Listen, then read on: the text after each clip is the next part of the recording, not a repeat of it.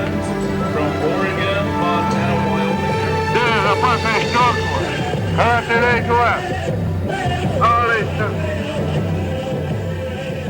America, a melting pot of cultures long before European contact, was home to thousands of diverse American Indian nations, unique in their customs and languages. Vital to their survival was the exchange of music and dance. Based on oral tradition rather than a written record, song and dance is the way they maintain their history, knowledge, and values. Each dance is an ancient expression of the celebration of life. Dances have gained a life of their own, at times sweeping across the tribal landscape at astonishing speeds, bringing with them conflict between the ways of the old and the new. American Indian dance has had a powerful connection with the American past. Surviving near eradication, today it is becoming a thrilling battle of champions. Crow Fair is the teepee capital of the world. Thousands come from around the globe to celebrate this annual event held at this location for nearly 100 years.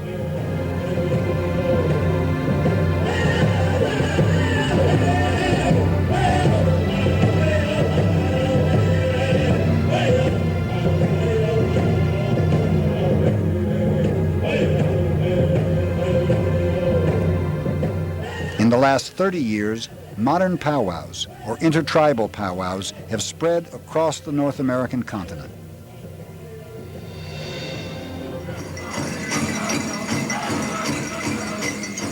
The word powwow originates from an old Algonquin term meaning a healing ceremony of spiritual leaders. Today, it refers to a social gathering of diverse tribes centered around dance. From urban centers to rural settings, on any given weekend, dozens of powwows are occurring. Just get your attention for a couple. One important reason for its growing popularity is the drama of the dance competition.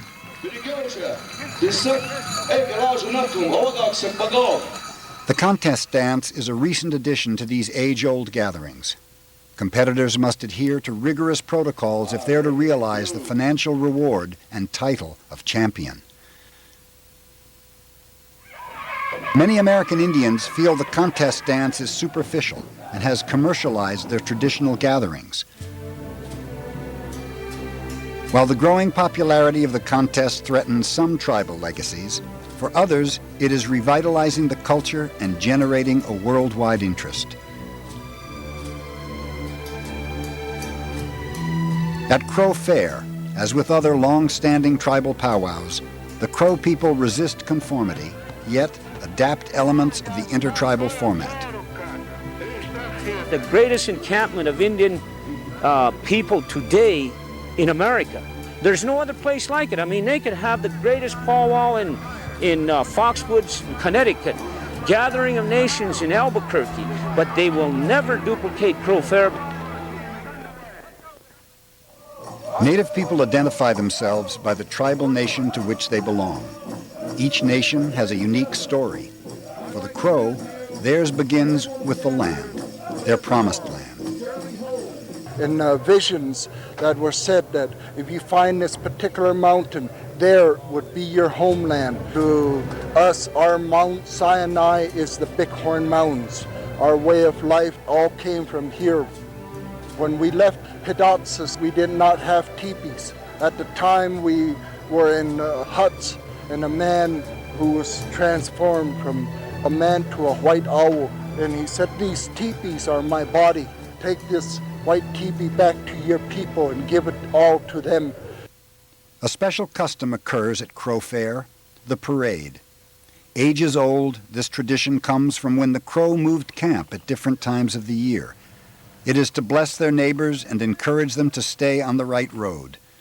In this film footage shot at Crow Fair in 1908, war bonnets, symbols of honor, were placed on wagons and surreys. Adapted for the times today, the rite continues with cars and trucks. In the parades that you see throughout the fair, the culture is displayed a lot here. We encourage our camp criers. I myself also am a camp crier. We go throughout the camps in the morning. We wake the people and we encourage them to get up and take their horses to the river, water these horses, feed them, groom them, get them ready for the parade. We are a very unique group of people that take great pride in displaying a very rich culture, especially when our children are involved. What changes will these children face in the future? Our country is trade and commerce, big and small. Our country is life and culture, health and entertainment. Our country is policy and politics, from local issues on a national scale to national concerns at the local level. Our country is Indian country. Since 1981, we have been the leading source for news and commentary in Indian country. We are Indian country today. Get 26 weeks for just $20. Call today, 888-327-1013, or find us on the web. The Chippewa Cree are taught that water is sacred. It's the source of everything. I go to college to study environmental science. I'm investigating the toxicity in our water supply, but it's not just a science project. If I can help save my land, maybe I can help save my people. Why did you go to college? The American Indian College Fund, educating the mind and spirit. Listen up! For fathers and sons. Mothers, daughters. Brothers and sisters. Married, single. Family, friends. From the streets. The cities. From the islands. The mainland. Of every orientation. Gay and straight. Liberal. Conservative. Or alternative. Citizens, young and old. And new. Substance and style. We're women. And men. East, west. And all American. Voice your vote. Central to every powwow is the arena. It represents the circle of life, the dynamics of change. The drum is the heartbeat. When the drum enters the arena, the celebration begins. Even the newcomer will notice the drum's call to the circle. The drum is ancient, sacred, revered. It has the power to heal and often is treated like a living being.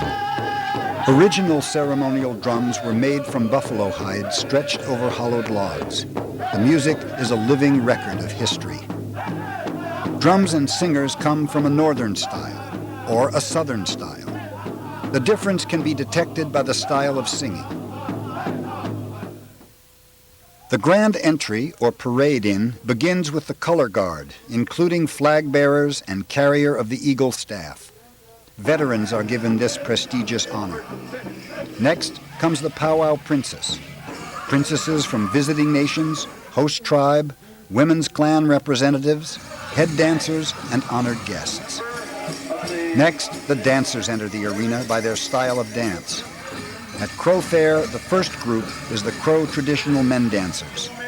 Next, the Northern traditional men, the Southern traditional men, the grass dancers. Then, the newest men's style, the fancy war dancers. The women dancers then enter the arena. The traditional Crow women first, followed by traditional Northern women, the traditional Southern women, the jingle dress dancers, and finally, the newest women's style, the fancy shawl dancers. Contest dancers are required to participate in the grand entry as judges positioned around the arena record their numbers. After all the dancers enter the arena, a traditional blessing is performed. The air is silent and the mood reverent. The grand entry is just, I don't know, it's like, you know how you're at the table ready to eat and then you say a prayer? And then that's probably about how grand entry is. Or like when you go to church before you start the mass, they say a prayer. Well, grand entry is kind of like that. The arena director is in charge of everything from scheduling to maintenance to protocol. In the old days, he was the law enforcement officer and was known as the whip man. The Masters of Ceremony, or MCs, are real personalities, famous in the powwow world. Most are quick-witted and have an extensive knowledge of powwow history. Many travel across the country year-round. The etiquette of the circle should be adhered to by all who enter. Spectators may enter when called by the MC for a social or intertribal dance. Let everybody get out there and enjoy yourselves. You only go around in this lifetime. Let everybody enjoy yourselves. Every new dancer, child or adult, must be initiated into the circle. To enter, the family of the dancer prepares a giveaway. This ancient custom serves an economic purpose, a means to redistribute wealth. They still have the giveaways. The giveaways are a pretty main part in the powwow, the real traditional part. While the giveaway is important to the traditional values of the culture, at times the honoring extends for many hours. It can conflict with the contest dance. At Crow, the award ceremony for the competition took place at 4 o'clock in the morning. Rooster, Top Sky. The contest is one of the most exciting and controversial parts of the modern powwow. Its popularity encourages the fierce competitiveness American Indians have maintained through the ages. Today it's a sport. You have these Indian dancers. Those dancers are conditioned athletes themselves. Actually, those fancy feather dancers, where those dancers are asked to dance 16 songs straight. And I tell you, that is one of the challenges to your physical well-being. 10 dance styles are staples of the intertribal powwow. The styles are broken into age categories. The Golden Age, the adult men and women, teens, juniors, and the tiny tots. The young are highly regarded in Indian cultures. When the tots compete, the focus is on them, and all the little dancers win a prize. The dance competition has 3 rules. The dancer must keep time to the beat. The dancer must stop exactly on the last beat of the song. While in the circle, the dancer must not lose any item from his or her regalia. Instilling integrity and humility, the protocol encourages dancers to resign if any of these rules are not satisfied. This dancer will complete this dance, then disqualify himself. The role of picking up the item, especially the eagle feather, generally will be given to an honored veteran. The judges are often retired champions. Becoming a champion embodies the stamina and dedication of an Olympic athlete, the showmanship of a first-class performer, an expert knowledge of the songs, and an outstanding dance outfit. The outfit, or regalia, created from craftsmanship handed down for generations, is in itself a work of art. The dynamics of money are changing the dance culture. The outside culture is way different from my culture, and I think my culture is funner than the outside culture. The Crow people, they don't want to lose their tradition, they don't want to lose their language, they don't want to lose their culture, and so they're trying to pass it on to the younger generation.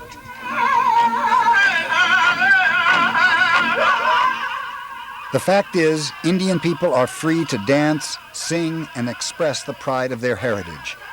Less than a century ago, this was not true.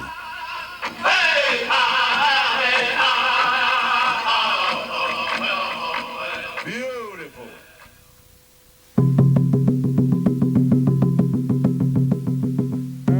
The Smithsonian, National Museum of the American Indian in Washington, D.C.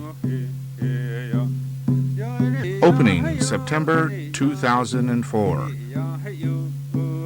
Join the circle, 1-800-242-6624. Visit us on the web at americanindian.si.edu. Contemporary Native American life is vibrant and alive. The joy in our traditions is kept alive by the Native Education and Health Initiative. NAHI is American Indians helping American Indians strengthen tribal communities. You can join us. 100% of every dollar you donate goes to programs delivered to where they're needed. To share the joy of our traditions, with your donation, you will receive 3 of these images. Share in the tradition.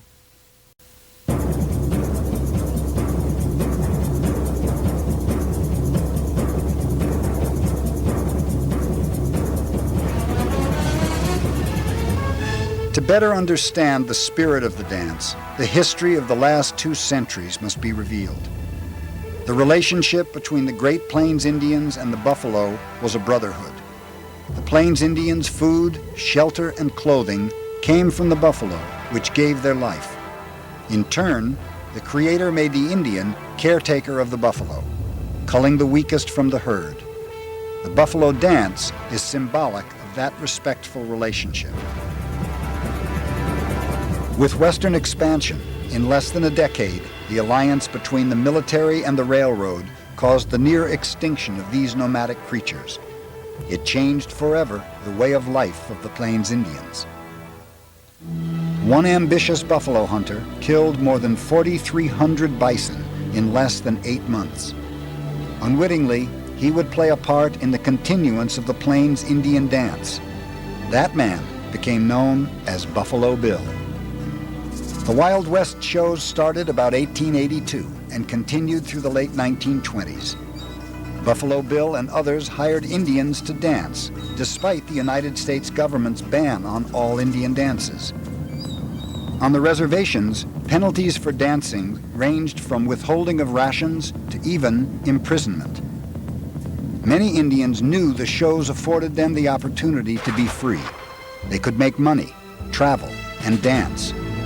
Sitting Bull became world famous as he traveled with the Wild West shows.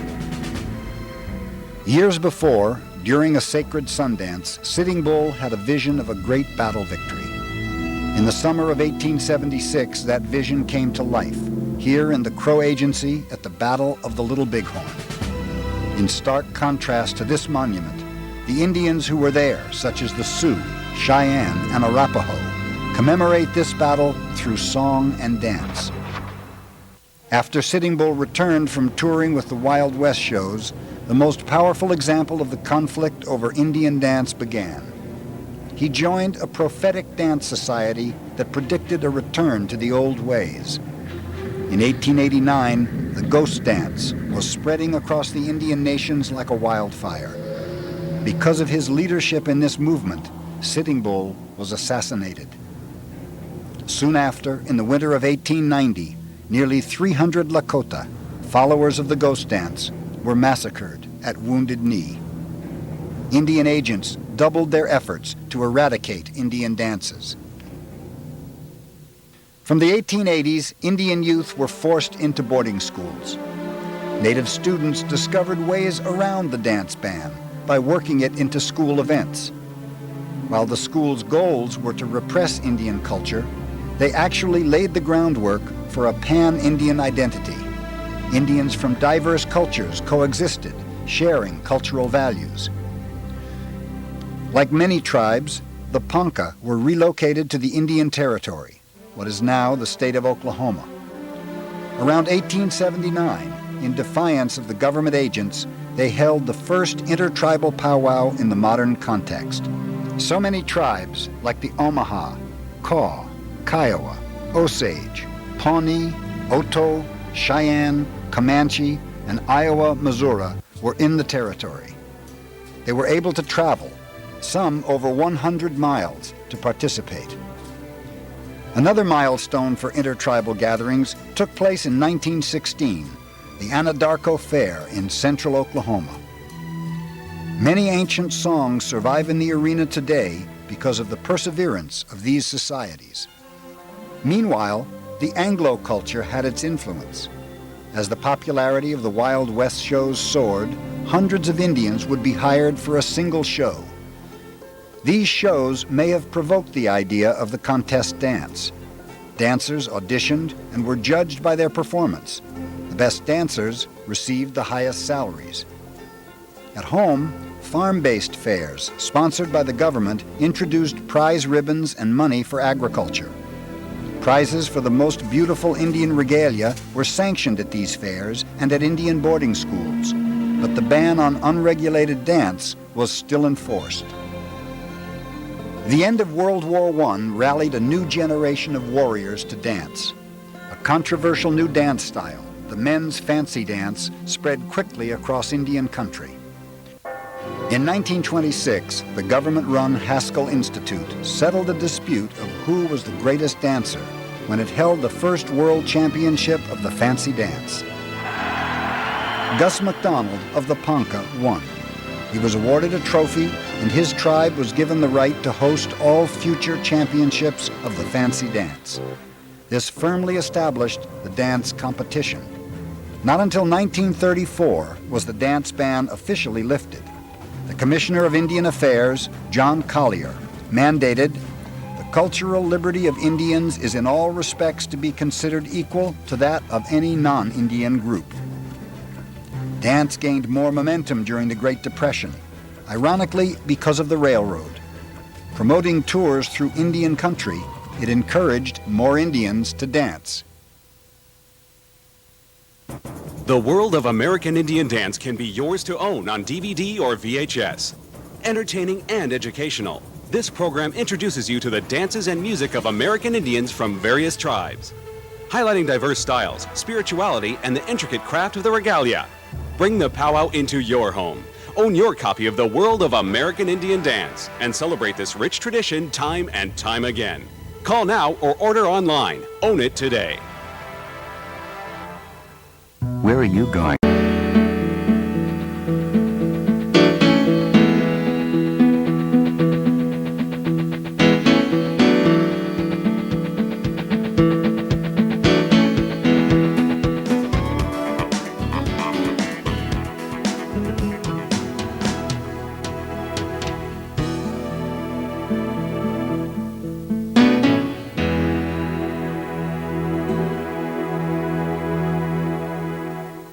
The play.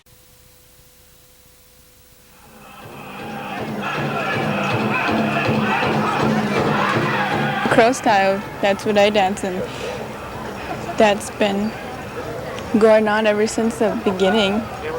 Dancing, what it means to the crow, I do not know, but to me it means a way of communicating to other people that I'm healthy, that I'm able to physically go out there and dance. Some people are unfortunately unable to dance. They're physically unable to dance out there. I'm dancing for you people so you can see me, and that I'm happy. I hope you people are happy too. Indian dance is a way of bringing out this acceptance of life. It's a celebration of life and death. We're very religious people, so when we're celebrating, when we dance, we're celebrating life itself. Dance survived the attack on these Indian cultures because it conveys an expression of life itself. Today, it is a thriving expression of human existence. Because Creator has given us life. So when we dance, there's meaning to it. Different Indian tribes have different dance styles, but we all come to respect what they stand for. Well, the bonding experience, it's something that you really don't talk about, you do it. So I think that bonding has to start with your mindset that there is a Creator, there is a whole, you know, there is nature, there is the spirituality of things. So there's the temporal and the spiritual nature of things, and that's where the bonding comes in. I think it's a lot more complicated than that, but that's the best way I can explain it. The origin of some dance styles is legendary. This one young man went on a war party. He was the only survivor. He heard a crier over this hill. Hey, hey, Kalahoog. It means he's here. He kind of woke up. There were two dancers dancing along. These two dancers came and picked him up, and they took him to the center of the arena. They were cheering him on. He looks good. So he was taught these many things. Gave him the pain. The fur on his ankle represents the fur the furry animals like the deer, the buffalo, the bear. That's around your ankle. The belt represents the snake, the headdress. It represents the ray of sun. And the two eagle feathers that they wear on top, they are two brothers that are hunting. So each part of your dancing outfit represented something that was given to this man. Go back to your people and teach them what we taught you. All the audience turned into the animal world. Coyotes, bears, antelope, grizzlies. They were the ones that adopted him. They were the ones that gave him the right to dance. Some dances have religious intentions rooted in the dawn of existence. This rock structure, south of Crow Agency in northern Wyoming, is Medicine Wheel. At 10,000 feet above sea level, scientists are mystified by its ancient builders. Current methods cannot accurately determine when it was built, but it is estimated to be thousands of years old. What is known? Astrological connections tie it to the heavens. These 28 spokes create a lunar calendar. From this vantage, sight lines fix on significant star alignments and the equinox. This alignment occurs only once a year, 33 days before the summer solstice. It is significant because it alerted its ancient stargazers that it was time to prepare. This prominent position marks the exact day the sun rises on the summer solstice, the first day of a most significant and sacred dance, the sun dance. Many believe Medicine Wheel is the blueprint for this dance arbor, a gift from a supernatural power given to a people who believe they came from the stars. They believe this is the location of the very first sun dance. Today, in this important time in history, the leaders of the sun dance have called for the sanctity of the dance to secure the future survival of generations to come. The sun dance was one of the most strictly prohibited dances in American history. How it has survived is a mystery. However, the greatest mystery is Medicine Wheel's location. On one of only 10 places in the entire world known as nuclei of continents, it is the very spot where the North American continent began. The intersection between sacred dance and competitive dance is not always clear. What is clear is that dance to American Indian people has meaning on many levels. There are hundreds of dances and dozens of tribal nations that have never entered the mainstream of the modern intertribal powwow. In the East, there is the stomp dance and the smoke dance. In the Southwest, the hoop dance is hugely popular, while the eagle dance maintains a sacred tradition. There is also the deer dance. In the Northwest are the coastal dances. While some of these dances will remain sacred to the tribal nation to which they belong, others are becoming popular and may someday enter the dance competition. Monday, the two-part Third Watch season finale.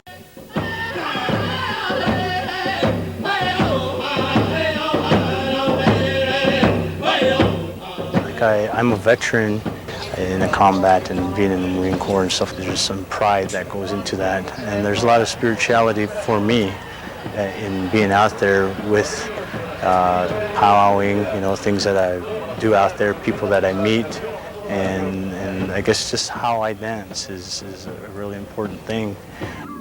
Many dance styles evolve from stories, reenactments of war, the hunt, or the preparation for war. Some of these war dances have found their way into the contests. I dance because the powwow has been brought up in my tradition. Powwow goes back from a long time ago, back on the Rocky Boy Reservation. A long time ago, they used to start the annual powwow right after the Rocky Boys Sundance, usually held during the summertime. It's been going on for quite a long time now. Other dance styles imitate animals.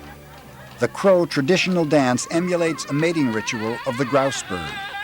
It's exhilarating to watch and has recently entered the contest at Crow. But our style of dance, which is Crow style, is the regalia that I am wearing right now is Crow style, and it represents, you know, some of the bird family that's out there. And in Crow, we call it Chichkilasu. It's the grouse dance, the pheasants out there. And it's a similar dance to the chicken dance. It's a mating dance.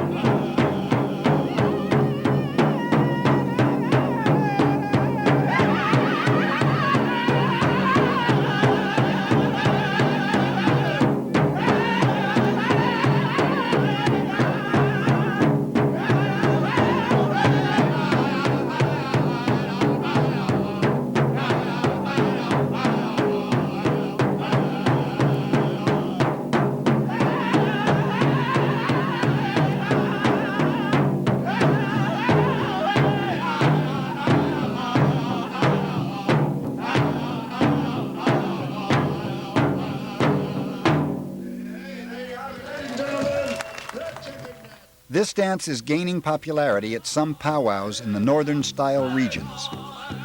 The Crows were one of the last ones to really get into the contest competition. And then the grand entry, too. It's a big show for the powwow, the grand entry is.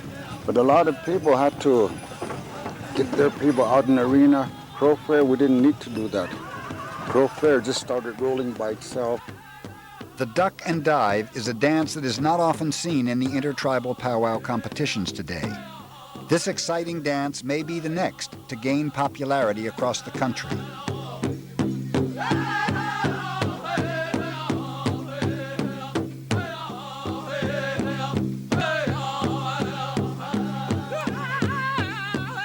The women's crow hop is yet another dance that is unique to the Crow. It is just now starting to be seen in contest dancing. I just think about the song, what kind of song, and how I'm gonna step off and stuff. And once I start dancing, my body just falls into it, and I'm just into my dancing. I don't look around or anything.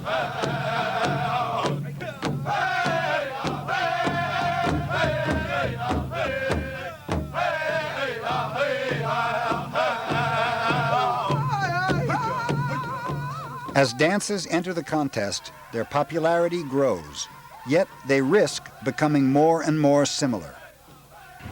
We have the Oklahoma dancers that come up here. We recognize them as Oklahoma dancers, but I wouldn't know what tribe is which. But we know there's a distinction there. But some of the Plains Indians, it's so mixed now. Even the Navajos don't have no regular powwows, but now a lot of them are chicken dancers, some are fancy dancers, some are grass dancers. They are good dancers. So it's kind of generic. They're just copying each other, but that's good too, that we are maintaining this culture. We need to work together, live together. Just like the non-Indian, we need to communicate. And for our culture to survive, we need to maintain these role models to keep them up there. It's not the competition I really look at. It's just more like having fun. If a good song comes on, you know, it'll feel good in my heart, and if it feels good in my heart, then I'm into it and I want to dance. And if I'm not into it and like maybe I'm tired, then you know I can't get into it. But when I'm wide awake and a good song comes on, man, I go out there and break the ice. As in all cultures, the dilemma is clear. How will the dynamics of intermingling cultures affect the traditions held for thousands of years? As the rewards of the contest grow, the challenge to maintain traditions may intensify.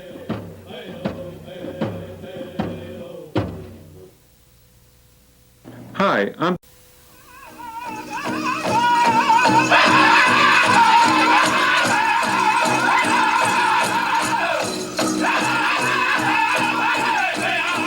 The grass dance is one of the oldest dances. Its appearance in the powwow is attributed to the Omaha tribe. Its original purpose was to flatten the tall buffalo grass, making way for a new encampment or a special ceremony.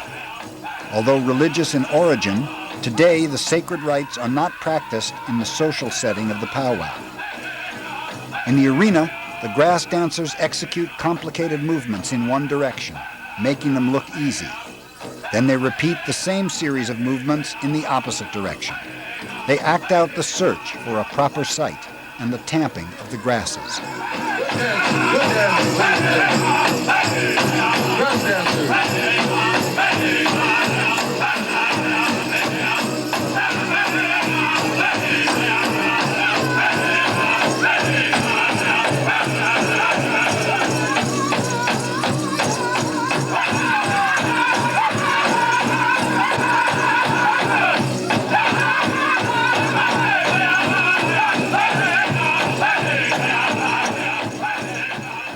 Grass dance. Jonathan Windy Boy is one of my good friends from Rocky Boy. He's a good role model for grass dancers. There are some people in North Dakota that were doing the grass dance many years ago. This old man by the name of Charlie Parshall, he's been dead many years ago. He was one of the original. The origins of the Northern women's traditional dance can be traced to the tribes of the Great Lakes, Plateau, Northern Plains, and Northwest. The Northern style floats up and down in movement to the drum, while the dance will always maintain the essence of dignity, grace, and modesty. The competition compels dancers to create more dramatic movements that will appeal to the audience and judges. 3 songs are generally performed for the contest: the stationary dance, the graceful walk, and the round dance.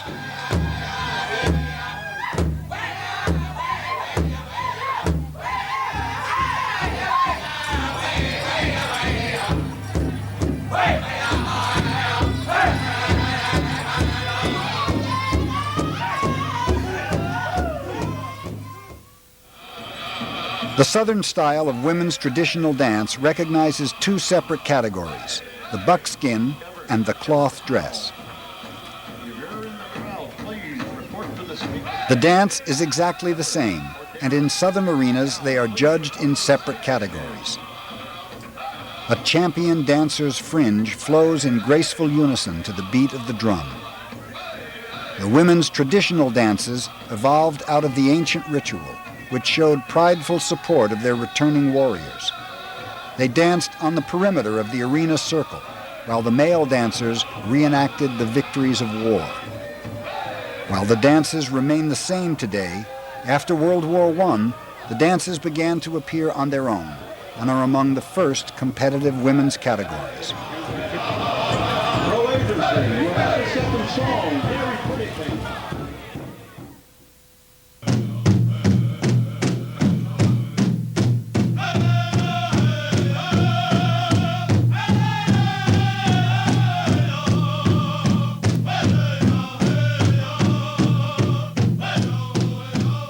The traditional men's Southern straight dance in the modern powwow dates back to the very first intertribal gatherings.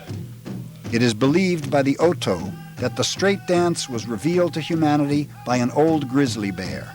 This took place during an age when animals could speak the same language as man. Other tribes have a similar belief. But it is the buffalo bull who gives man this dance. This dance often reenacts a story of victory at war or on the hunt. Its age-old design was to prepare the warriors for war. It has become a staple of the modern powwow circuit.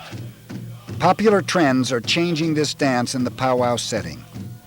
The warriors and whip men are continuing their ceremonial rites outside of powwow competition.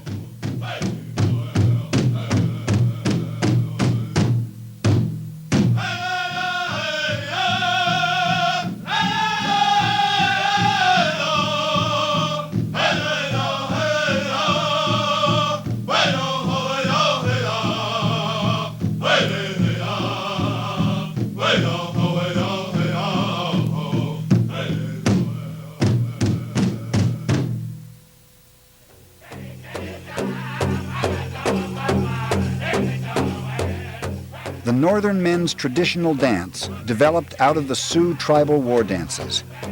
As the intertribal powwow contests grew in popularity, Northern-style dancers wanted to distinguish themselves from the Southern straight dancers and no longer compete in the same category.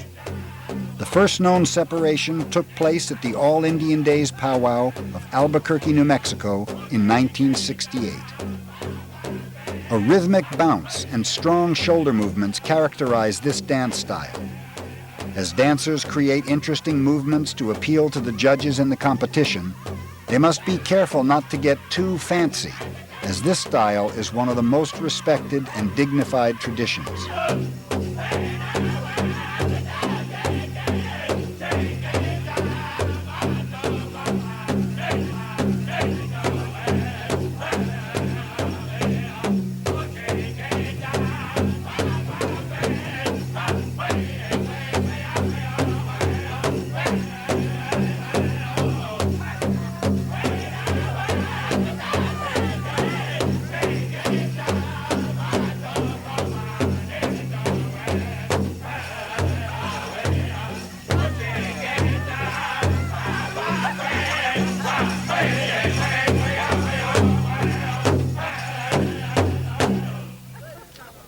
If I look happy, it's because I've got a super night's sleep in my...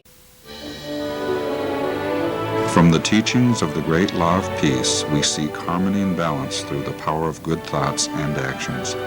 As Oneida, we've been taught to include others foreign to us so long as they embrace the principles of the great law. We are returning the gift. We are the caretakers of the present, providing for faces yet unborn.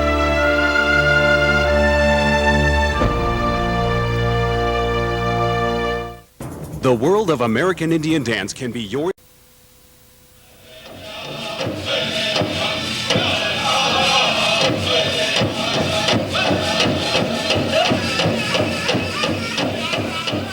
New dance styles, evolving from the intertribal experience of the reservation era, are crowd pleasers. This jingle dress dance began less than a century ago. It is considered a contemporary dance. This dance came from a dream. There are two common stories of its origin. In one, a grandfather praying for his sick granddaughter saw the dance in a dream.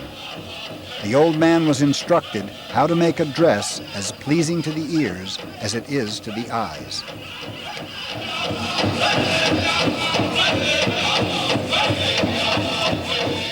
Once preparations were made and she danced in the jingle dress, the young woman was healed. In the other version, a medicine man had a vision where 4 medicine or warrior women lead the ceremonial dance for healing. Beautiful dancing, ladies and gentlemen. The jingle dress began appearing in modern powwows in the 1920s in the Mille Lac region of Minnesota. From there, the dance was introduced to the Dakota and Lakota. The jingles were made of baking powder lids or chewing tobacco lids. With the proliferation of the intertribal powwow in the 1980s, the jingle dance spread to gatherings across the country and is now a contest regular.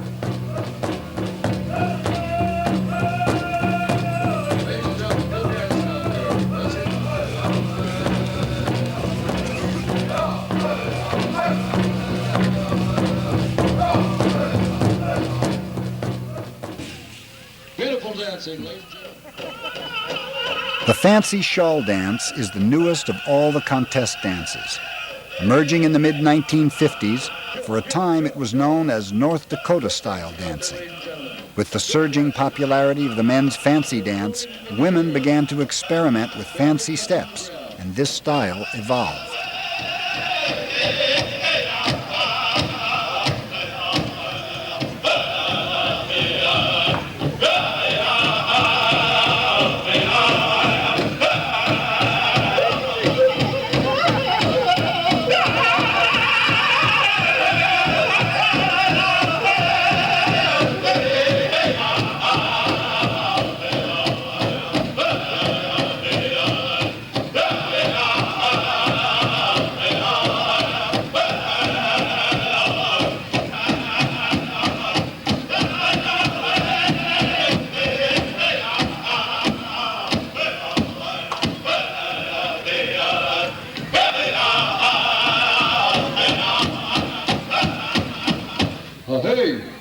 Why fancy shawl dancers are so smooth? It's because it's imitating a butterfly.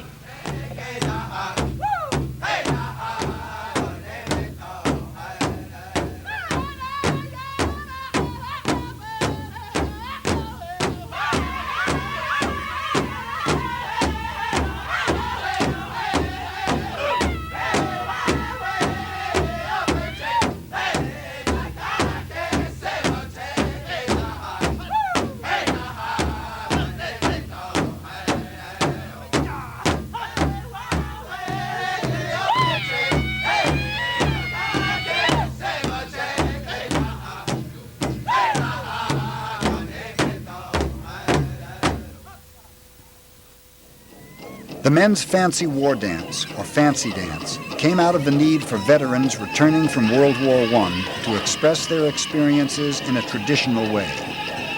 This generation was the first since the reservation era began to see battle. Many say that a few Ponca men, under great controversy, broke with the traditional style of their warrior society. For them, this new dance became a way to incorporate all they felt and saw in their journey abroad. Ridiculed, they were referred to as clowns.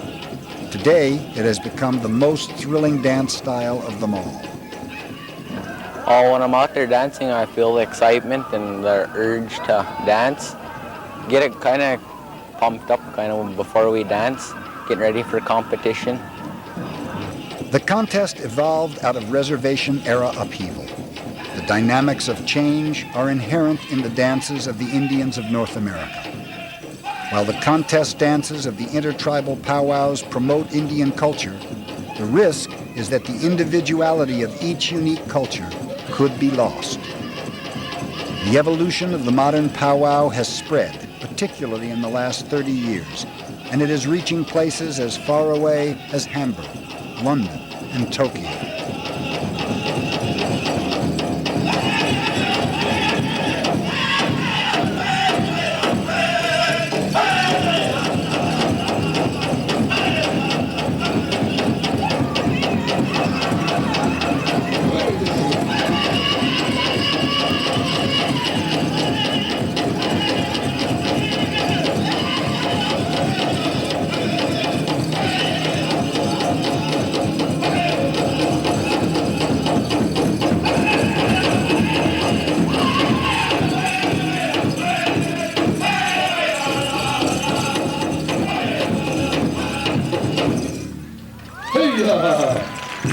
Good song.